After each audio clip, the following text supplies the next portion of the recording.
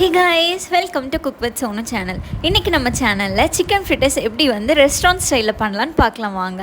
இதுக்கு வந்து நான் போன்லெஸ் சிக்கன் 1/2 kg எடுத்துர்க்கேன். ஃபர்ஸ்ட் நம்ம என்ன பண்ணனும்னா அந்த போன்லெஸ் சிக்கன், ஒரு green chilli, 1 டேபிள்ஸ்பூன் இஞ்சி பூண்டு பேஸ்ட்.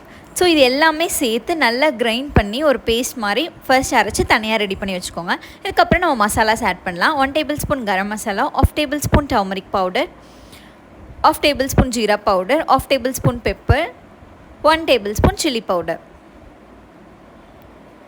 தேவையான அளவு சால்ட் ஆட் பண்ணி இதை நல்லா வந்து கலந்து விட்டுக்கோங்க. இதுக்கப்புறமா நான் 2 tablespoon cornflour and 2 tablespoon rice flour add பண்ணியிருக்கேன். இது எல்லாத்தையும் நல்லா ஆட் பண்ணிவிட்டு ஃபுல்லாகவே நல்லா கொஞ்சமாக ஆயில் ஊற்றி கலந்து விட்டுக்கோங்க. அப்போ வந்து நீங்கள் மேரினேட் பண்ணிவிட்டு அந்த வடை மாதிரி ஷேப்பில் வந்து நம்ம தட்டும் போது நமக்கு அது வந்து எங்கேயுமே ஒட்டாமல் வரும். அதனால ஒரு 1 டேபிள்ஸ்பூன் ஆயில் ஊற்றி ரெடி பண்ணி வச்சுக்கோங்க.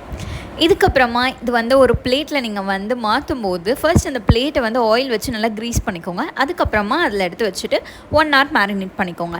இதுக்கப்புறமா ஒரு தவாவில் வந்து ஒரு 2 to 3 டேபிள்ஸ்பூன் நல்லா ஆயில் ஊற்றிட்டு அதில் வந்து இந்த சிக்கன் வடாவை வந்து ஒன்றா போட்டு எடுக்கணும்.